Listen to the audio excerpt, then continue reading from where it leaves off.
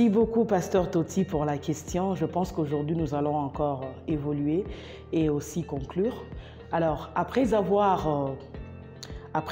eu l'idée sur le rôle d'un conducteur, savoir qui vous êtes, c'est quoi votre rôle dans l'Église, bien sûr, et après avoir préparé aussi votre cœur.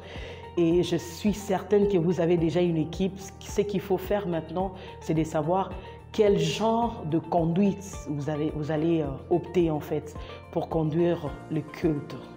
Alors, parlant de sortes de conduite de culte, j'aimerais parler de 4 sortes de conduite de culte. La première, je parlerai de la conduite liturgique.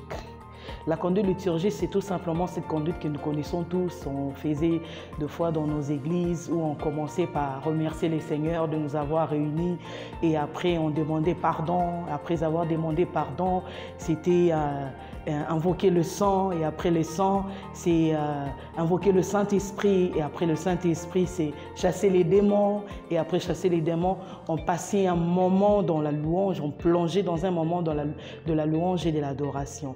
Alors, c'est très bien de choisir cette conduite, mais il faut seulement vous rassurer que vous aurez assez de minutes pour conduire, pour le faire de cette manière, parce que pour chaque sujet normalement doit être accompagné par un cantique, c'est-à-dire un cantique pour le pardon, un cantique pour le Saint-Esprit, un cantique pour le sang, un cantique pour la louange, un cantique pour chasser les démons. Ça, c'est la première conduite liturgique, c'est comme ça que ça s'appelle. Et la deuxième conduite, la deuxième sorte de conduite du culte, on parle de la conduite thématique. Qu'est-ce que ça veut dire conduite thématique? Là, c'est vous choisissez un thème, vous donnez un thème à votre culte. Là, vous avez déjà reçu la vision par le Saint-Esprit et vous donnez un thème à votre culte. Je donne un exemple. Vous dites que voilà, je veux conduire ces cultes avec un thème comme le nom de Jésus, par exemple.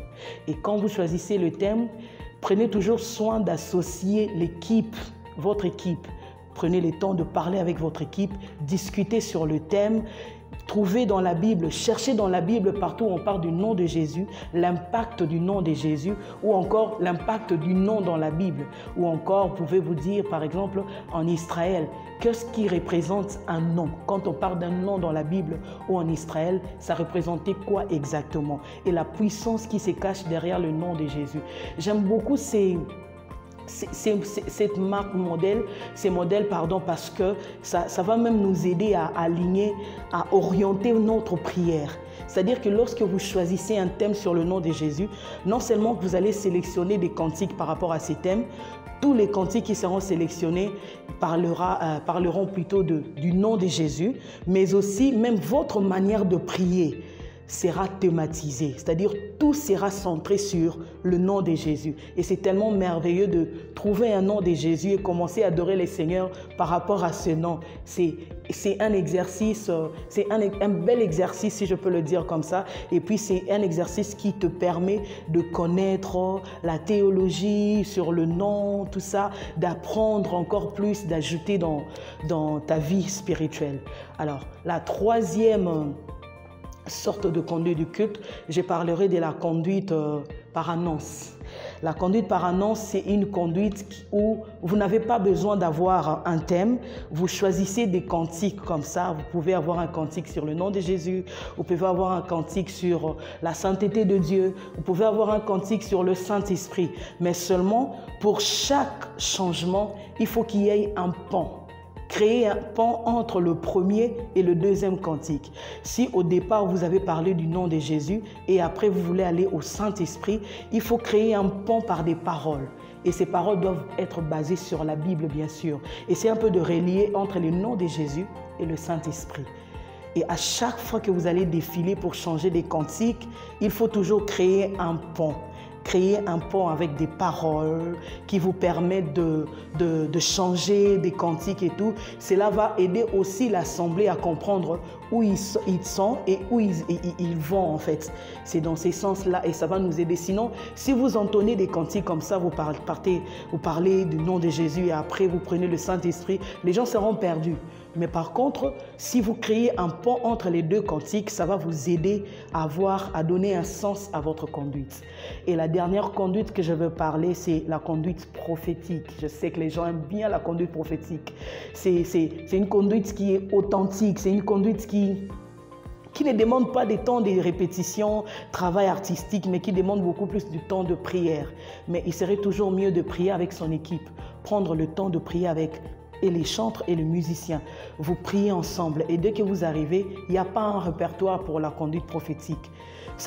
La chanson peut venir d'un clavieriste, la chanson peut venir d'un guitariste, la chanson peut venir d'un membre de vocaliste, la chanson peut venir de vous, la chanson peut venir même de l'assemblée.